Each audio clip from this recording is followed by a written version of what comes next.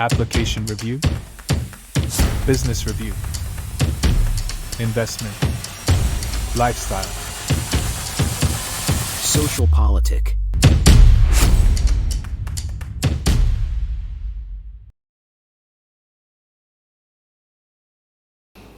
Halo Bapak Ibu, saudara-saudari sekalian, lovers and haters, salam cerdas Indonesiaku. Jumpa lagi kita pada kesempatan kali ini. Bagi Anda yang belum subscribe channel saya, silakan subscribe channel saya, tekan loncengnya agar Anda dapat notifikasi setiap kali saya mengupload video-video saya. Oke, pada kesempatan kali ini saya akan kembali membahas perkembangan pasar Tanah Abang, ya, hubungannya dengan e-commerce dan hubungannya dengan Menteri Perdagangan Pak Zulkifli Hasan, ya. Sebelumnya kan sudah saya review, ya, sudah ada 3 video kali, ya. Nah, kali ini kembali, ini seperti apa, ya, beritanya nikung, berbalik arah gitu, ya. Maksudnya begini, kalau sebelumnya para pedagang itu kan demo, ya, minta supaya TikTok Shop itu ditutup gitu, ya. Karena di Tenggarai katanya TikTok Shop itu membuat pasar Tanah Abang sepi. Dan sepertinya itu disambut oleh pemerintah, ya, dari Menteri Perdagangan dan juga Menteri Kominfo. Memang betul TikTok itu adalah media sosial yang tidak boleh di situ juga menjadi e-commerce, karena untuk jadi e-commerce itu ada izinnya lagi. Nah, makanya TikTok Shop nggak banyak cincong, dia dengan sukarela menghentikan TikTok Shop-nya, bukan TikTok-nya, ya, TikTok Shop-nya. Karena oke lah, saya nggak punya izin e-commerce, ya nanti saya urus. Nah, kan sudah saya bahas, ya, kalau sampai TikTok Shop mengurus izin e-commerce-nya, seperti halnya Tokopedia, Shopee, Lazada, Bukalapak, Blibli, dan lain-lain, Shopee, Salora, wah, gitu, ya, pasti kan jalan lagi dong TikTok Shop. Nah, sudah saya bahas berkali-kali, loh, kalau TikTok Shop jalan lagi, pasar Tanah Abang akan sepi lagi dong. Nah, sekarang aja TikTok Shop ditutup, nggak otomatis rame kok. Iya kan? Nah, waktu itu yang membuat TikTok Shop itu harus ditutup, salah satunya oke deh, karena tidak punya izin e-commerce. Oke, saya sudah katakan kalau dia urus izin e-commerce-nya dan pasti akan diurus, dia akan live lagi, itu satu.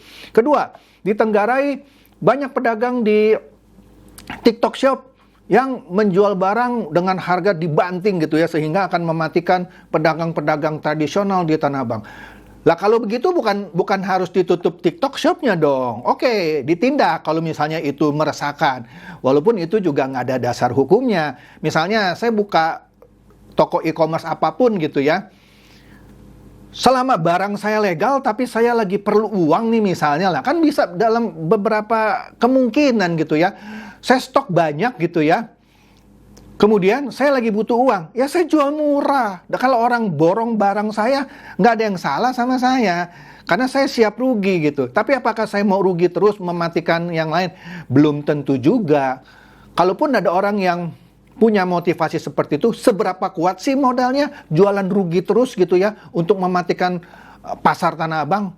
Punya uang berapa ratus miliar dia kalau mau jualan rugi terus, kan nggak masuk akal, ya, kalau dibilang itu karena jual barangnya dikasih harga murah.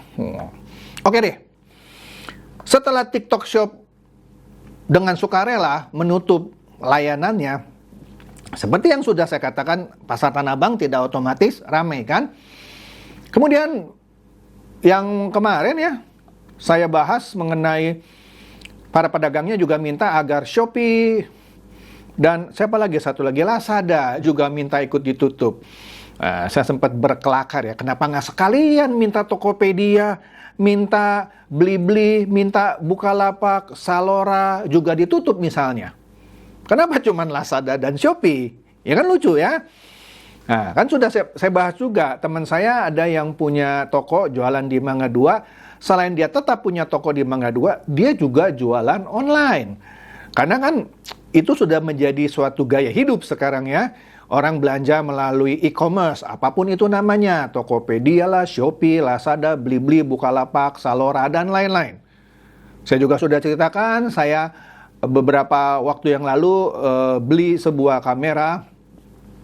Nah, di toko di Senayan Trade Center, nah dia selain punya toko fisik ya, nah dia juga melayani penjualan online. Nah, itu rata-rata semua pedagang seperti itu. Bahkan ada juga pedagang yang sama sekali tidak punya toko. Dia beroperasi dari rumah. Nah, itu lebih irit. Karena kenapa? Dia tidak usah beli atau tidak perlu sewa toko itu. Baik itu di pusat perbelanjaan atau di mall. Untungnya bisa lebih besar. Nah, karena untungnya bisa lebih besar, dia bisa jual dengan harga yang lebih kompetitif, lebih murah. Iya kan? Nah, itu salah satu keuntungan orang berjualan di e-commerce. Bukan harus ditutup. Oke? Kan saya katakan, saya nggak setuju dengan sikap pemerintah dalam hal ini harus bersuara keras. Wah, ini nggak ini. Kalau dari segi izin saya setuju. Memang TikTok Shop tidak punya izin e-commerce. Gampang kok, tinggal urus, nanti jalan lagi. Nah, kalau jalan lagi Tanah Abang sepi lagi dong.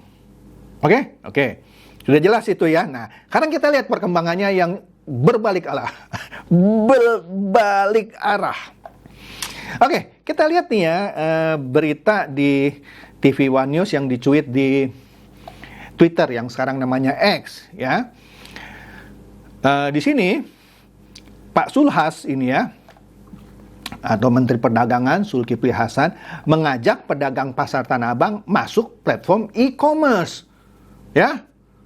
Mendak berkata apa? Digital tidak bisa dihindari. Ya iyalah, masa iya dong? Kan sudah saya katakan gitu ya, itu sudah menjadi bagian dari gaya hidup.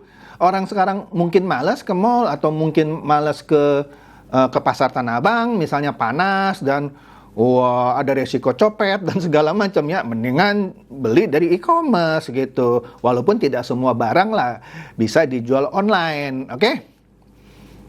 Lanjut, kemudian media lain lah ya, seperti Kompas TV, sama. Di sini Pak Zulkifli Hasan ajak pedagang Tanah Abang mulai jual barang di e-commerce. Kenapa? Ini adalah buntut perubahan konsumen. Iya, gaya hidup. Sekarang orang kebanyakan belanja online. Walaupun tidak semua barang ya yang bisa dijual online. Contoh saya, mungkin untuk barang tertentu bisalah belanja online ya. Tapi untuk yang seperti yang saya katakan, misalnya beli sepatu, saya lebih suka ke toko. Saya coba karena ukuran misalnya Puma sama ukurannya Adidas misalnya, saya pakai nomor 42 kalau saya nggak salah, lupa ingat. Mungkin yang satu 42 pas, yang satu lagi mesti 43 atau 42,5, kira-kira gitu. Makanya nggak mungkin saya belanja sepatu di toko online. Jadi tetap ada toko yang harus tetap ada gitu ya. Oke. Nah, jadi ini menarik ya. Kalau sebelumnya ditenggarai e-commerce yang spesifik yang namanya TikTok Shop itu menyebabkan pasar Tanah Abang sepi. Sebenarnya bukan pasar Tanah Abang aja yang sepi, kan sudah pernah saya bahas juga. Mall-mall juga sudah banyak yang sepi gitu ya. Tapi itu bukan gara-gara semata-mata hanya gara-gara e-commerce. Oke deh, e-commerce akan mempengaruhi pasar-pasar ini, mall-mall ini, pusat-pusat perdagangan ini ya. Tetapi juga sudah saya singgung, itu daya beli yang lagi menurun. Ya, orang dulu misalnya 3 bulan sekali beli baju baru, mungkin sekarang setahun sekali masih bisa pakai kok baju yang lama. Itu contoh misalnya. Jadi karena daya beli menurun, ya yang belanja ke pusat perbelanjaan juga menurun. Nah, di situ maksud saya berkaca dari situ ya, dan dengan gejolak beberapa ya sebut saja 1-2 minggu terakhir ya, yang wah tutup itu e-commerce tutup, setelah TikTok Shop ditutup, minta juga Lazada dan Shopee ditutup. Nah, akhirnya yang tadi berita tadi 2, Pak Sulhas bilang apa? Nah, ini menarik ya. Pedagang yang tidak beralih ikut ke pasar digital atau e-commerce akan tertinggal perkembangan zaman.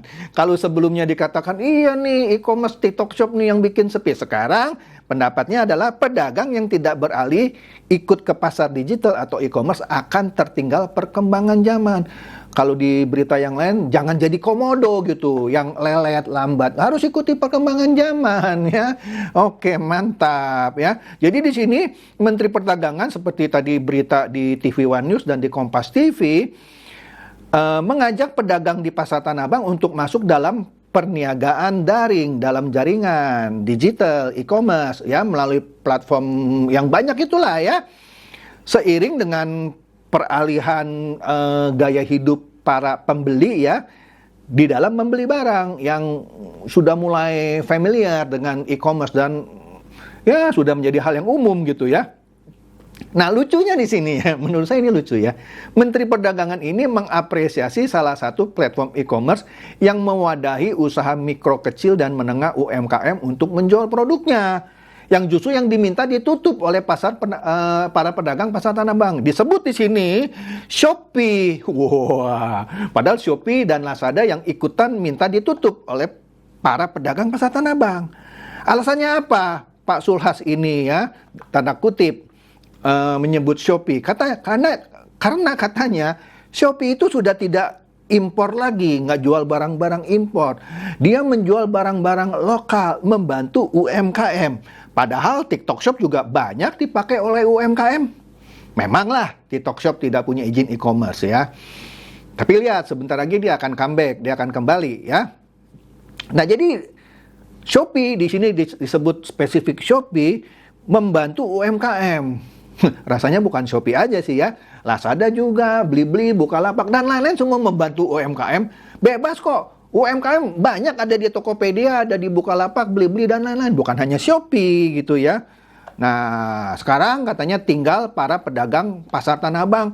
Yuk, respon katanya. Segera ikutan Shopee. Wih, jangan nggak ikut katanya. Ih, mantap bener nih ya.